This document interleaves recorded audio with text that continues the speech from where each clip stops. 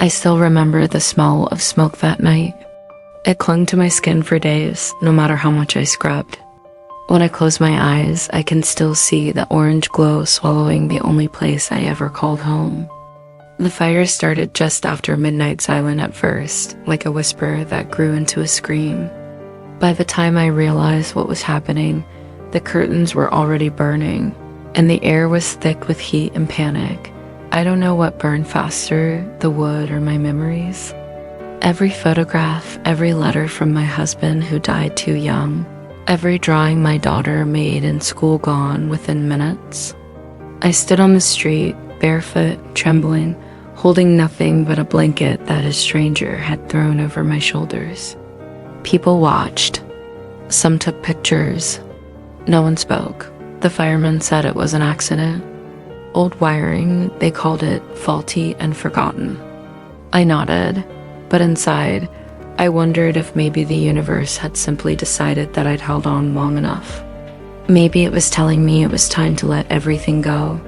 When dawn came, the house was nothing but ashes in a blackened frame. My daughter Clara arrived hours later. She looked at me like I was a burden she hadn't asked for. "You can stay with me for a while," she said. Her voice was tight, polite, like she was speaking to a stranger. I didn't argue. I was too tired to fight. Claire's home was small but tidy, filled with things that didn't have a place for me. Her husband barely looked at me, and her 2 kids treated me like furniture. I tried to help cook dinners, folded laundry, but every gesture seemed to annoy her. She would sigh when I spoke, roll her eyes when I forgot something. One night, after a week, she said, "Mom, it's just hard having you here. The kids need space. Maybe you can stay at a shelter until you figure something out." Her words hit me harder than the fire ever could. I nodded again. That's what I do, I nod and pretend that it doesn't hurt. The shelter was cold. The walls smelled of bleach and fear. Nights were long, filled with whispers and restless footsteps.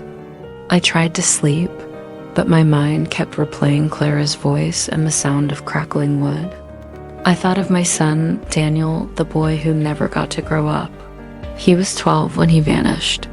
One minute he was walking home from school. The next he was gone. No clues, no witnesses, nothing. The police stopped looking after a year, but I never did. Every night for years, I prayed for a miracle that never came. It's strange how grief changes shape. At first it's sharp and loud. Then it settles inside you, heavy and quiet. You learn to live around it, like a house built around a broken pillar. A few days after moving into the shelter, I started hearing things. A knock at the window when no one was there. A boy's laugh in the corridor late at night. I told myself it was just my mind playing tricks, that grief does strange things when it's given silence to grow in. Then, one evening, as the sky turned violet, I stepped outside to breathe. The air was crisp, almost too still. I was watching the clouds shift when I heard someone say, "Mom?" The voice was soft, uncertain, and impossibly familiar. I turned, and there he was. He stood by the gate, taller than I remembered, but with the same eyes. The same small scar near his chin from when he fell off his bike. My heart stopped. I blinked, afraid he would vanish if I moved too fast. "Daniel?" I whispered. He smiled. "It's me, Mom." I don't remember running to him, but suddenly I was in his arms. He was warm, solid, real. I felt his heartbeat against my chest and began to cry. People turned to stare, but I didn't care. I'd spent 25 years imagining this moment. He told me he'd been living far away, that he'd been taken but escaped. His story was fragmented, hard to follow, but I didn't press. I just listened, memorizing his voice. He said he'd been searching for me for years, that he found my name on a list of displaced people after the fire. He offered to take me somewhere safe. A small cottage, he said, not far from the town. "You don't have to stay here anymore," he told me. "I'll take care of you now." I didn't hesitate, thought the cottage was quiet, surrounded by woods. The kind of silence that feels alive. At night, the wind sounded like whispers in the trees. Daniel made tea, cooked simple meals, and asked me about the old days. He remembered everything, my favorite song, the smell of our backyard garden, the way I used to braid Clara's hair, but there were moments that didn't fit. He didn't recognize certain names. He flinched when I mentioned his father. Sometimes when I looked at him, it felt like I was staring at a memory that didn't belong to me. One morning, I woke up to find him standing outside, staring into the woods. His lips were moving, but no sound came out. When I called his name, he turned and smiled like nothing had happened. That night, I couldn't sleep. The floorboards creaked even when no one was walking. I heard faint humming from the hallway, a tune Daniel used to sing as a child. But when I opened the door, the hallway was empty. I began to wonder if grief could take shape, if it could wear a face and speak with a voice you'd give anything to hear again. The next few days passed in a strange blur of comfort and unease. Daniel was gentle, soft-spoken, almost too perfect. He made breakfast before I woke, kept the house warm, and even brought me flowers from the woods. Sometimes I'd catch him staring at me, studying me, like he was trying to memorize my face all over again, but at night I would wake to find him gone. The front door slightly open, the air cold. I'd hear faint footsteps outside, circling the house. When I asked him about it in the morning, he'd just smile and say, "I couldn't sleep, Mom. I was just walking." There was something hollow in his smile, something I couldn't name. One afternoon, while he was out, I found an old photo album he brought from the place he'd been staying. I opened it, expecting to see his childhood pictures, maybe a few recent ones. But every photograph was empty.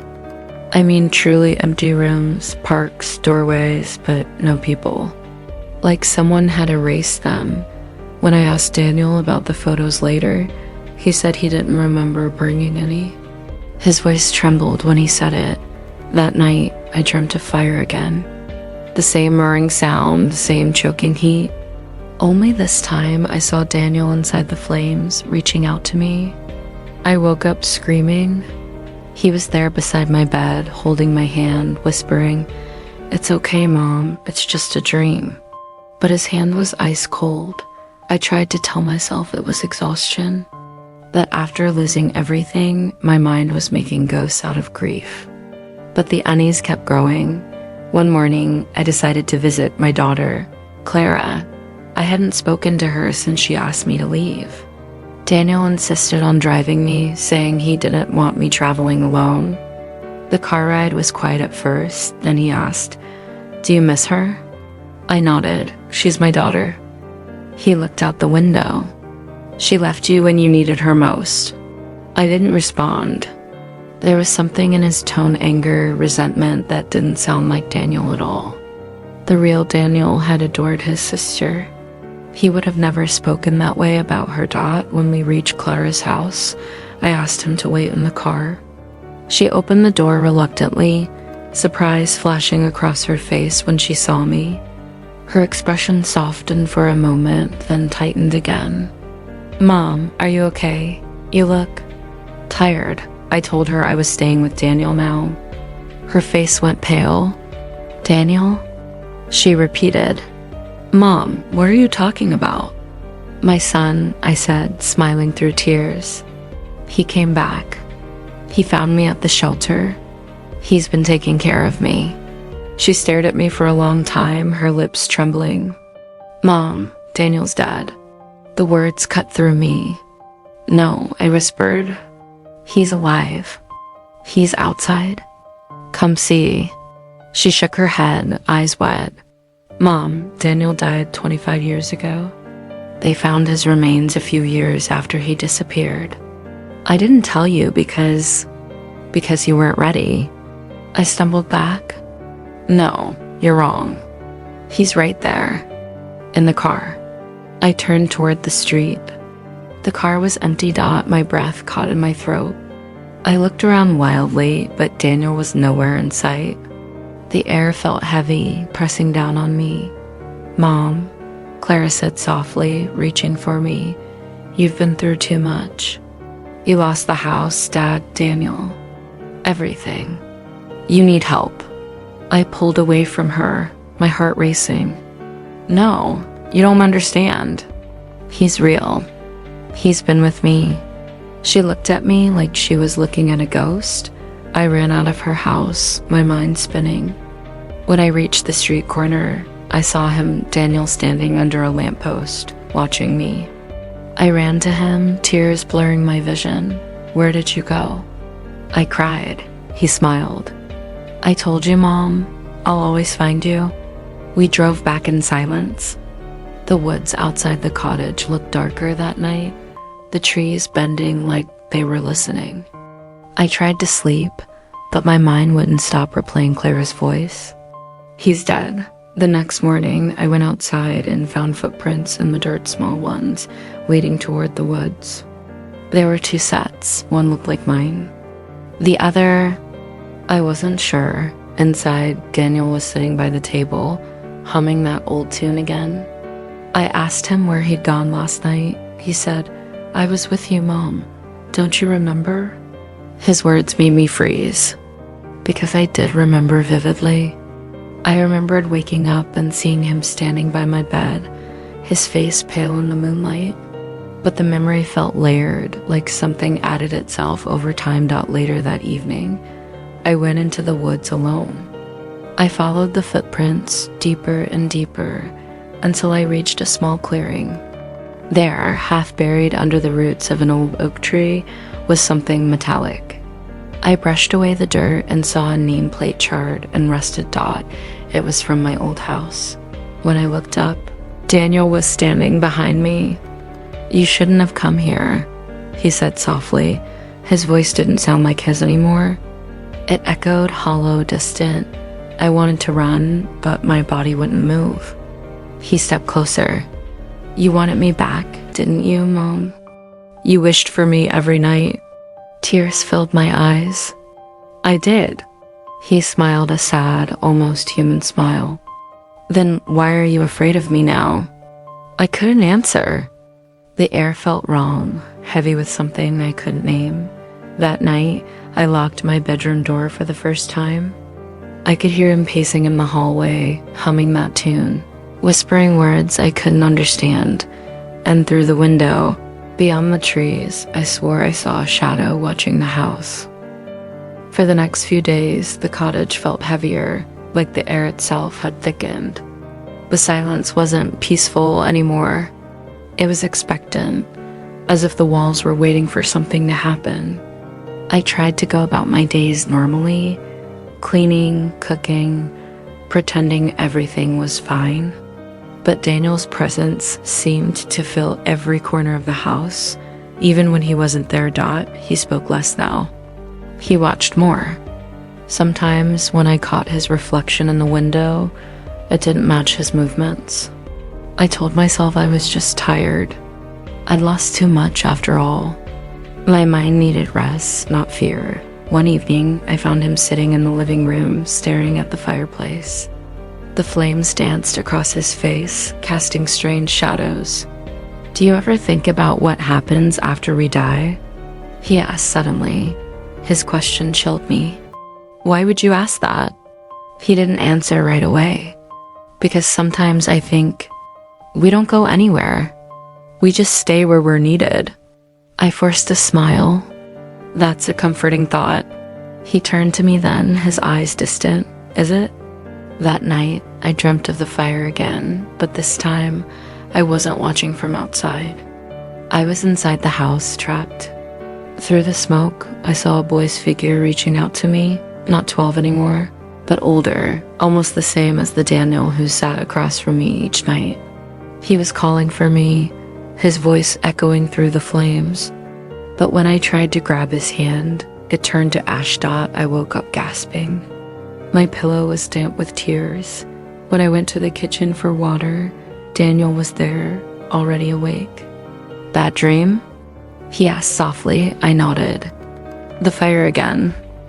He looked at me with an expression I couldn't read. Maybe you should stop running from it, I frowned. What do you mean? He didn't reply. He just reached out, touched my cheek gently, and whispered, "You'll understand soon." The next morning, I decided to take a walk into town. I needed air, needed distance from the suffocating quiet of the cottage. Daniel didn't want me to go. "It's not safe," he said. I smiled weakly. "I'll be fine. It's just a short walk." When I came back hours later, he was waiting on the porch. His expression was calm, but his voice was low when he spoke. "You shouldn't leave without telling me." It wasn't anger, it was something else. Possessiveness. Fear. I apologized, though part of me wondered why I had to. That night, I found something strange in the kitchen, a small, burnt toy car. It was one of Daniel's old toys, the same one he'd had the day he disappeared. My breath caught in my throat. I picked it up carefully, my hands trembling. When I turned to ask him where he'd found it, he was standing behind me again, silent, watching. "It was in your box," he said. "The one from the fire." "But nothing survived the fire," I whispered. He tilted his head, almost sadly. "Some things always survive, Mom." After that night, I started hearing his voice even when he wasn't in the room. Sometimes from behind closed doors, sometimes from the woods. I began talking back, whispering into the silence just to feel less alone. One afternoon, I noticed something strange. There were no footprints outside anymore. Not his, not mine. The soil near the door was smooth, untouched. And yet, I could hear him moving around inside the house, opening doors, walking the hallway. The boundary between what was real and what wasn't began to blur. I wrote a letter to Clara. I didn't tell her everything, just that I was sorry. Sorry for being a burden. Sorry for not being the mother she needed. I wanted to tell her about Daniel, but I couldn't find the words. I sealed the letter, left it on the table, and sat by the window. The sun was setting when I saw Daniel standing at the edge of the woods again. He wasn't moving this time. He was just there, staring at the house. I called out to him, but he didn't respond.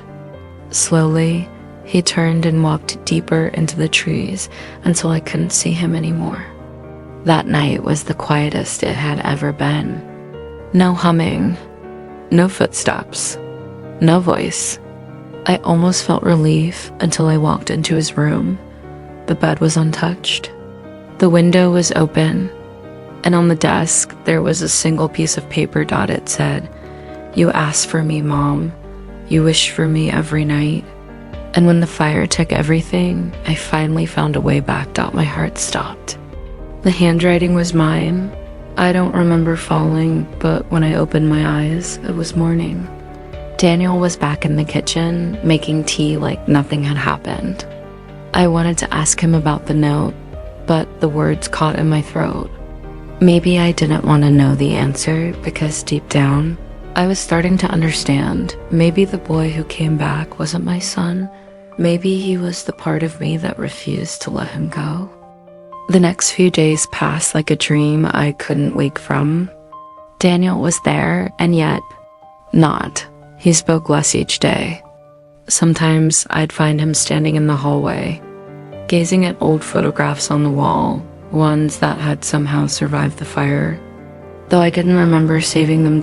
In one photo, he was 12, smiling wide, a missing tooth in the front, holding his little toy car. The same car that now sat on the kitchen counter, half burnt, but whole enough to be real. I couldn't look at it without feeling a sharp pain in my chest. One evening, I decided to cook dinner, something normal, something grounding. I made soup, just like I used to when he was little. The smell filled the cottage, soft and warm.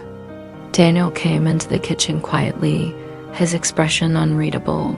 "It smells just like I remember," he said. I smiled faintly. "Do you really remember? It's been so long." He didn't answer right away. Then he said softly, "Maybe it hasn't been as long as you think." We ate in silence. Outside, the wind whispered through the trees. For the first time in weeks, I felt a strange sense of calm. Maybe I thought this was how it was meant to be. Maybe life had finally given me back what it took. Later that night, I went to his room to say goodnight. The door was slightly open, and through the crack, I saw him sitting on the bed holding something, the photo of the two of us. He was whispering to it, words I couldn't make out. When I pushed the door open, the room was empty. The bed was neatly made. The photo lay on the pillow dot, my breath caught in my throat. "Daniel?" No answer. Only the faint echo of wind against the window pane. I searched the cottage, every room, every shadow, calling his name again and again. My voice grew hoarse, my hands shaking. Finally, I ran outside into the night. The forest loomed dark and endless ahead, and then I saw him. He was standing where the old house used to be, the blackened ground still scarred by the fire. The moonlight touched his face, soft and unreal. He smiled at me, that same innocent, familiar smile, and suddenly, I wasn't afraid. I walked toward him, my heart aching with every step. "Daniel," I whispered, "please, don't go." He shook his head gently. "I never came back, Mom." The world seemed to still. "What?" He took a step closer, his eyes glistening.